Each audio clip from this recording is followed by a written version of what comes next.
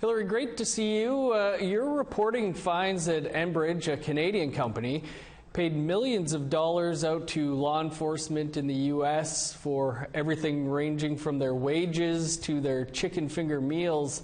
Can you walk us through what you discovered? Yeah, I'm happy to do that. Thanks for having me, Dennis. So I've been looking through the receipts of police that they've reimbursed to this fund set up by Enbridge in Minnesota. And they have reimbursed everything from wages for pepper spraying protesters to their burgers for when they're out responding to protests and eating a meal. They're reimbursing this to an Enbridge account that the company set up in Minnesota to pay police, essentially. We saw something similar happen in Standing Rock, which you've done plenty of reporting on, where the oil company Energy Transfer Partners paid the state of North Dakota $15 million for policing costs and stuff like that. Is this the same thing, and why should we be concerned about this? So this is a different setup. This is a new arrangement that we haven't seen before.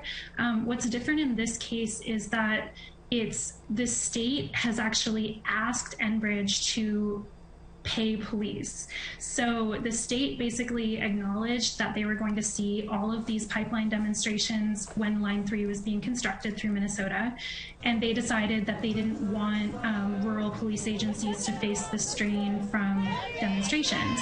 So they asked Enbridge to set up this public fund that police will reimburse. So essentially the state is sanctioning Enbridge paying the police to arrest demonstrators.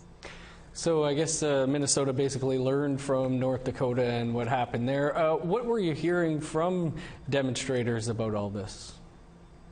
So I spoke to Tara Huska, who's with Jinyu Collective. She's one of the frontline Indigenous protesters in Minnesota. She was actually pepper sprayed and faced rubber bullets at one incident recently. And I found that those police who pepper sprayed the protesters that day also reimbursed to Enbridge. So they were effectively paid after they pepper sprayed protesters that day. And so she has raised this as a massive concern. She's said that this is a violation of the public trust.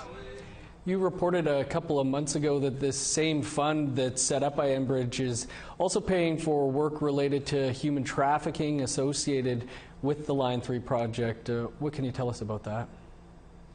Sure. So when Minnesota asked Enbridge to set up this fund, the Public Utilities Commission had acknowledged that building this pipeline would increase human trafficking and violence against women. They acknowledged publicly, okay, we expect this to happen. And so they asked Enbridge to pay for any nonprofits responding to human trafficking and any police response to preventing or responding to human trafficking. And there have been a number of reimbursements to nonprofits and police for responding to several human trafficking rings that are connected to Line 3. Well, Hilary, great reporting as always. Appreciate you taking some time here to speak with us about it. Thank you so much, Dennis. I appreciate you having me.